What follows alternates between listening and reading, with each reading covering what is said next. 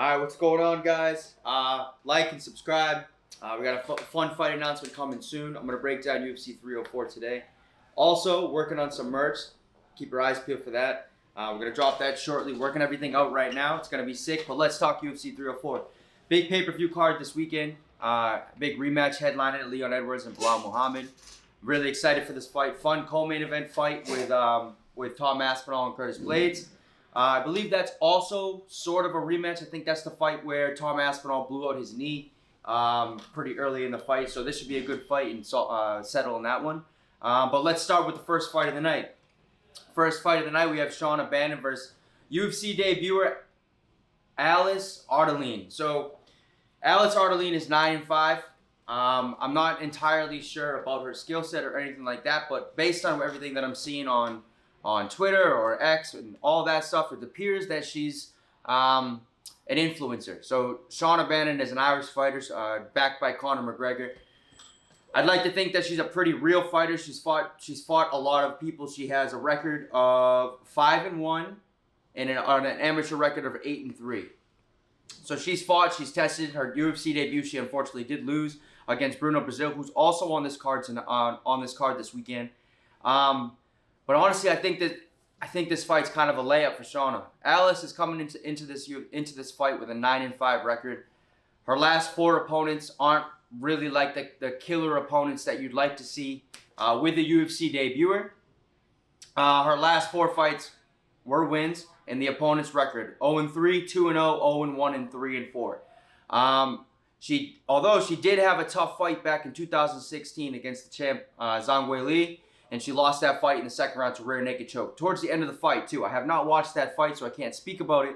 But this seems like it's one of those situations where we kind of have an influencer taking over. I'm going to go with Shauna with this fight. I'm not sure how. I'm not sure. Actually, I think it's going to be a decision win by Shauna. That's my first pick of the night. This fight, this is the 4th fight of the night. I'm not sure why it's the 4th fight of the night. There's big implications on this fight. Two very high level fighters, highly ranked flyweights, Muhammad Mokaev and Manuel Kape. I probably mispronounced both of those names, so apologize to both of those men. I'm super excited for this fight, man. Fired up for this fight. Muhammad Mokaev is like 22 years old, or so 23 years old.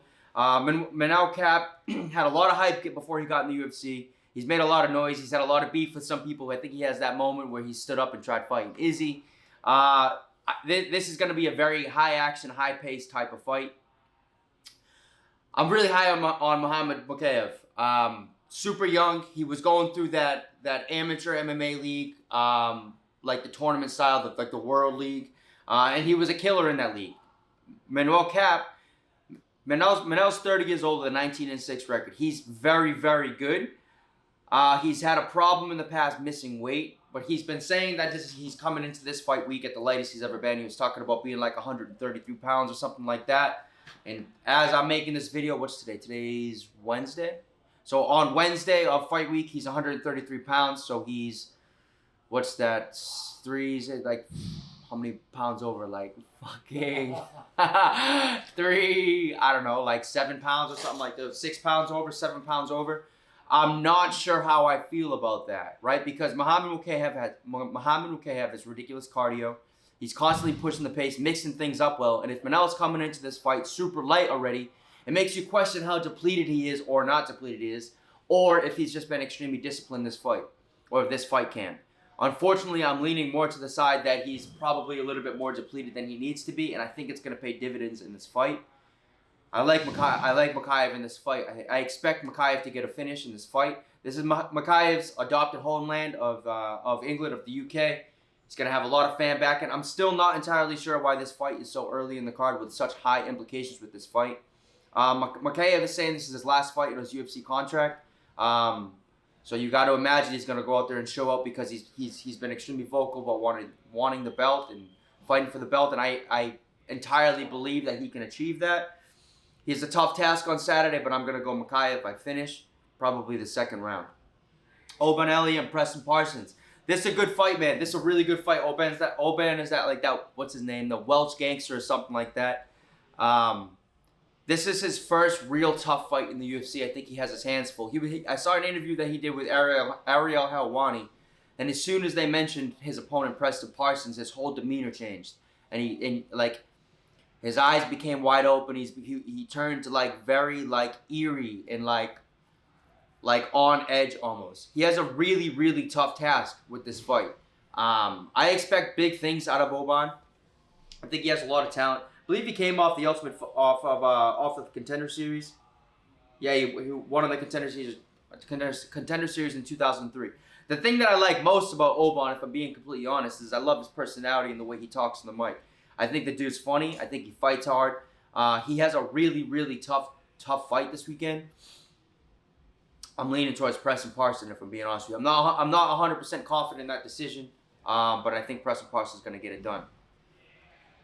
Colin Loughran versus Jake Hadley. Jake Hadley, this is the 7th fight of the night. Jake Hadley, normally at 125. He fought on the Contender Series at 125, beat Mitch Raposo, who has just got signed and made his UFC debut. And I believe all of his fights up until this point have been at 125.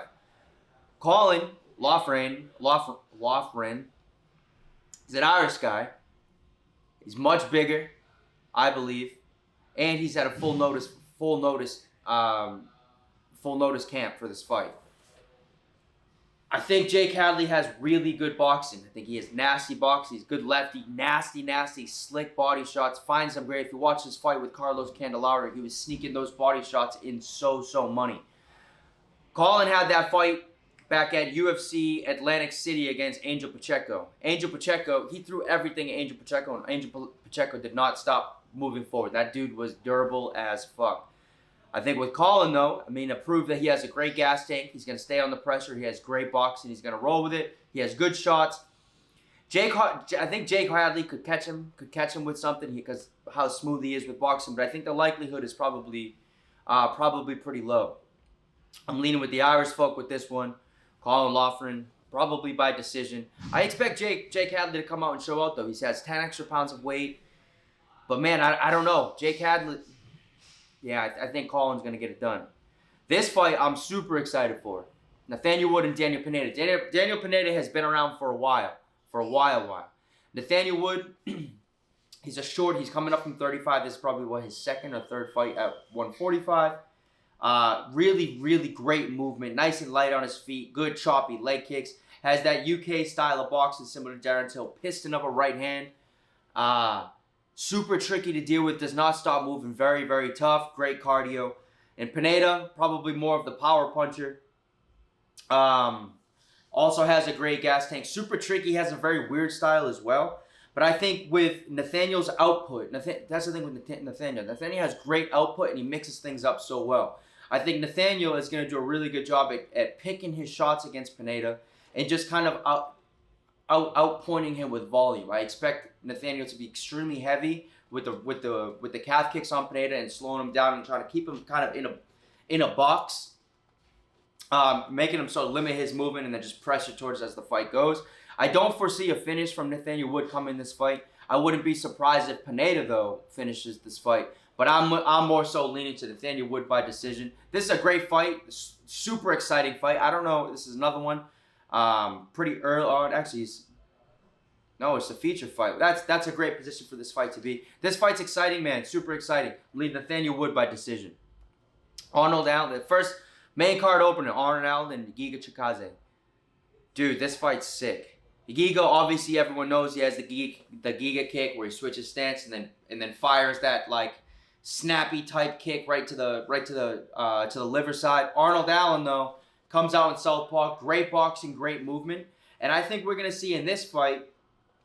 I think Allen's gonna fight Giga similar to how Calvin Kattar fought Giga, where he's gonna try to stay in his face, make him uncomfortable, right? Because when you fight a guy like Giga with fantastic kicks, you need to smother those kicks, right? Because you can't stay at the kick range with Giga. Obviously, Arnold understands this. I think Arnold is going to use the cage to his advantage and try to pin. So on the octagon cage, I think that Arnold Allen is going to try to pin Giga into a corner. Because if you leave Giga in the open mat with distance and range that he prefers, he's just going to kick your block off. Arnold Allen fights very intelligent, though. I think he's just going to, like I said, I think he's going to walk forward. I think he's going to like slap with that lead side hook and just plant left hands right down the middle. Just kind of make it an ugly fight, right? Because the longer the fight stays a technical kickboxing fight, the more of a chance that Giga has. I don't think Giga's going to knock Arnold Allen out. I think this is going to be another one that's probably going to go to decision. And I'm going to lean towards Arnold Allen. I wouldn't be surprised if he utilizes a lot of wrestling in this fight and mixes things up and staying behind his feints. This is a fun one, man. Super fun one. Featured fight, Bobby Green and Paddy Pimblett. So if you asked me about this fight probably 2 years ago, I would have said Bobby Green, layup, not even close. But a lot has changed since then. I think Paddy Pimblett has shown a lot of improvements. I think Bobby Green has that very annoying, tricky style, but he had that terrible, terrible knockout from Jalen Turner. And I think that's a hard one to recover from. I don't think Paddy is the most technical or best striker on the planet, but he's a 155-pound dude who has some power in his hands. I think the clear grappling advantage obviously goes to Paddy Pimblett. Bobby Green, though, he's tricky. He's hard to deal with. His hands are going to be nice and low. He's going to be firing jabs and talking to Paddy, this, that, the other thing. But I don't think that's really going to affect Paddy. Paddy has that like weird herky-jerky style where nothing really makes sense. So this is going to be two very unorthodox fighters with their two very unique ways or styles. And like I said, if this was 2 years ago, I would have said Bobby Green by layup. But this is not 2 years ago. This is 2024, and I think Paddy's going to get it done. Paddy in his hometown. I think this is a big fight for Paddy. I think it's a great position on the card, and he's very vocal about his goals. He wants this fight and then Renato Moicano, and I think that this is a solid first step in that direction. And this is a tough test that he has, probably the first real tough test of his career. I'm going Paddy Pimblett. Pains me to say this, but by finish, probably in the third round. Co-main event, Tom Aspinall, Curtis Blades. See, I'm not crazy excited. Or this is for the interim heavyweight championship. I didn't even realize that. I'm not crazy excited for this fight, to be completely honest with you. Curtis Blades is not the most exciting guy on the planet. You know what he's going to do. He's going to go, he's going to dive at your legs, and he's just going to continuously try to take you down. And that works for him, right? He has fantastic wrestling, but it's boring as fuck. I think Tom Aspinall has a really, really good job, or he does a really good job at moving his feet, fighting behind the jab, staying nice and loose, and I think that if this can get out of the first round, I think that Tom Aspinall is going to win the fight. The thing that concerns me the most, though, is if Curtis Blades gets a hold of him when they're both dry and kind of make it an ugly first round from the beginning, weighing down on Tom Aspinall's arm, limiting his footwork and his movement, and then I think that's where that Curtis Blades can take over. But I'm very confident in Tom Aspinall's ability to stay on his horse, be light on his feet.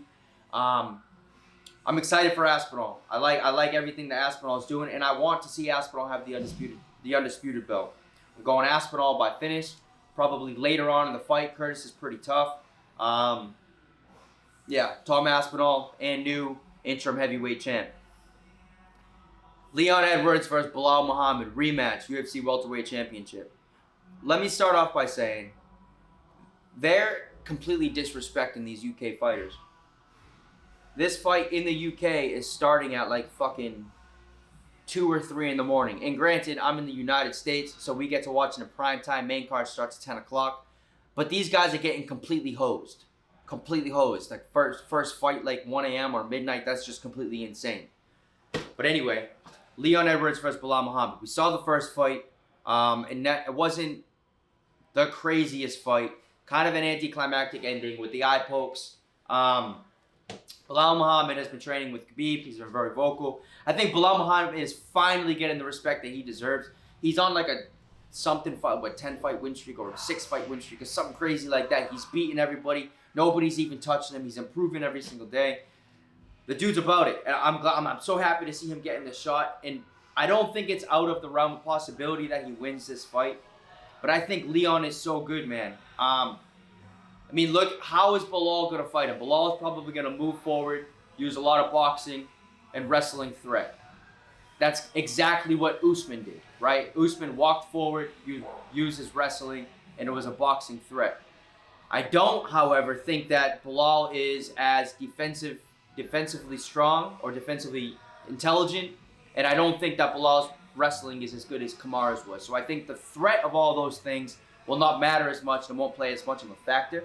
Bilal, it's extremely important for him to put Leon on his back foot, because if Leon is going to control the range and control the distance, then I think it's going to be head kick city. If Bilal can put Leon on the back foot, make it a super ugly, dirty fight, and just beat him up with boxing as Leon's walking or running around the cage, I think Bilal can get it done. If Bilal wins, I think it's going to be by decision. Bilal's my boy. I'm rooting for Bilal, but unfortunately, I think it's going to be Leon's night, and I think it's going to be Leon's night probably in like third round. And still, welterweight champion of the world, Leon Edwards, headshot, dead. Like and subscribe. More of these coming soon. Like I said, we have some merch dropping soon. Keep an eye out for that. We got some really exciting fight news coming up. Also, keep an eye for that. I appreciate everyone who stayed watching this. Much love. Let's enjoy some fights.